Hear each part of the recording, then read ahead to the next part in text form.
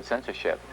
We did a seminar, Stanley and Jeff and Bernie Wrightson and myself did a seminar at Bowling Green a couple months ago. And Stan got up there and he was defending the comics code, you know, and I like, you know, it makes me throw up. 61, when I was really starting,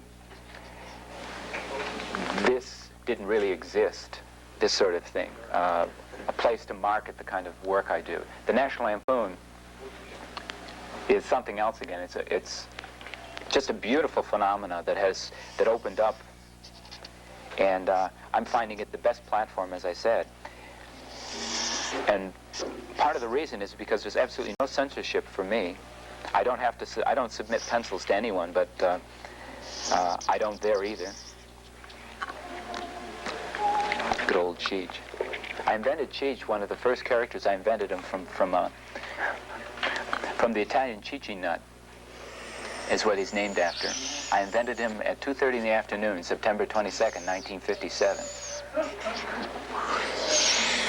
And the radio shows, by the way, are every other week I'll be doing a 6-minute radio show called Bode's All-Color Radio Cartoon, featuring Cheech Wizard and his pals and another all-color radio cartoon, let's say. And I started out at, yes, it's Once Upon a Time at 2:30 in the afternoon again, kids. And it's about Cheech Wizard. The voice that I checked out for Cheech Wizard that really rather automatically grew was it's sort of like it's sort of a takeoff on W.C. Fields' voice, because the Hat himself is this irascible and irrepressible Hat, you see. He's Cheech Wizard is kind of like represents a magician. He really is a magician, and he really does magic. Although it's not the kind of magic that we're familiar with. He doesn't conjure things. He causes things, and he gets away with everything, and gets you know, it's magic, for instance, to get all these broads he gets and things like that. Like 4 years of fine art at Syracuse University, and did a lot of drawing of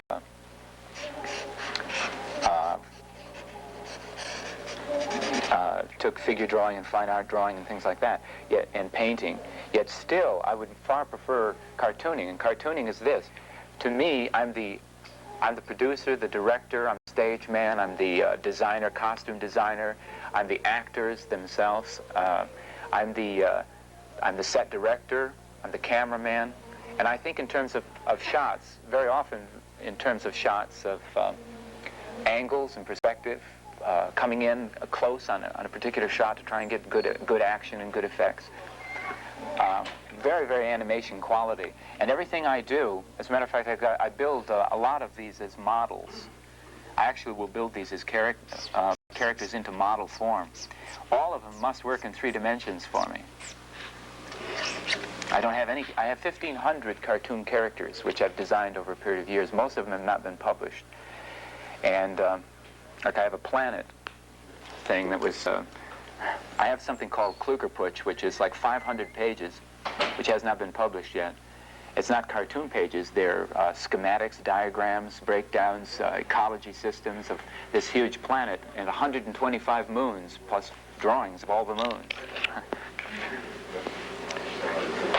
Been working there in the heyday of the East Village up over the Fillmore East. And in their heyday, you see, they were really doing well, see, and they paid people off with the strangest ways. They used a barter system very often. And you come in with your artwork and you go away with a couple ounces.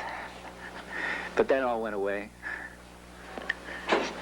The magazine that I did, that I worked on, I was editor of the Gothic Blimp, which was the comic paper. It was busted after the 8th issue, but I only agreed to be, I agreed to be the editor for 3 issues, which I was, because of the lack of getting it together. That a lot of the underground people had. They don't have, a lot of people rag on, especially Stan Lee, on the bad craftsmanship of the underground artist. But again, it's the ideas. It's always the ideas. If I did shaky lines too, like Bleckman, it's my ideas that would support it. And ideas are unlimited. People ask me, where do you get your ideas? Well, I just tell them, I said, look, if you've ever been stoned, you know what your mind can do. And you're not really seeing the way I work. You're seeing me draw something, but you're not seeing the way I work. And the way I work is, first of all, I procrastinate until the last possible second, which almost every artist I've ever met in my life does. So if you're doing it, rest easy. It's probably one of the only ways you can get there. What's this thing called the tension release trip, where I allow the tension to build up tremendously. If I have, for instance, I have to go back and I have to do a special. I'm starting a new series for Lampoon, which will be not every month, but every couple months, called The Machine. It's about a machine society, and something I've wanted to do for them for a long time. I have to go back and do that, and I have like a real deadline on that, and I just finished delivering another set of work to New York and finished recording. And the problem is I can't make myself work until I'm really up against the deadline, and if I got any time at all, I'll goof off. I'm going to accomplish too in my life. And he says, and you better believe it. You know, and he's just starting, right? And I thought, I'll bet you he will. You know, because like that's the kind of power projection that you want. And it's up to you, power-wise. I can work any place I want. People in New York City, for instance, like they really don't know what the hell they're doing, the publishers. All they're interested in is making a profit. And if you can show them or demonstrate to them or excite them to the point that they think they're going to make some coins, then it's okay, you know, and you're going to get yourself what you want out of it. But it's so bad. Like this occult magazine, I'm not going to have any part in it other than the fact that I really think that it should be done. It's the time to do it. And I'd like to do a cartoon for it or something, just in order to keep a platform, or to keep it open to new concepts. But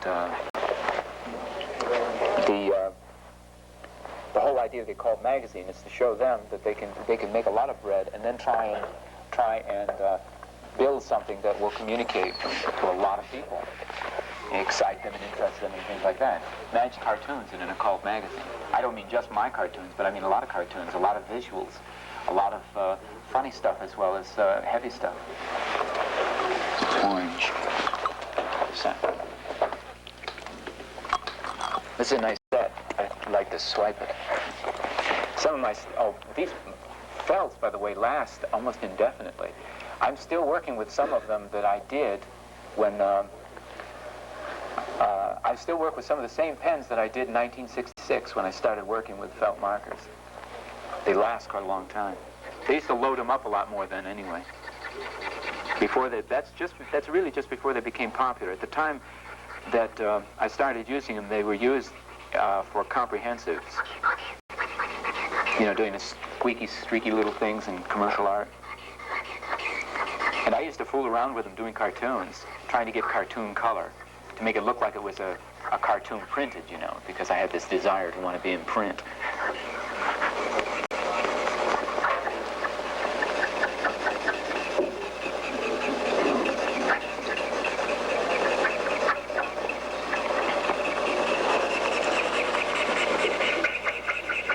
Going to be doing a toy company and coming out with Cheech Wizard dolls and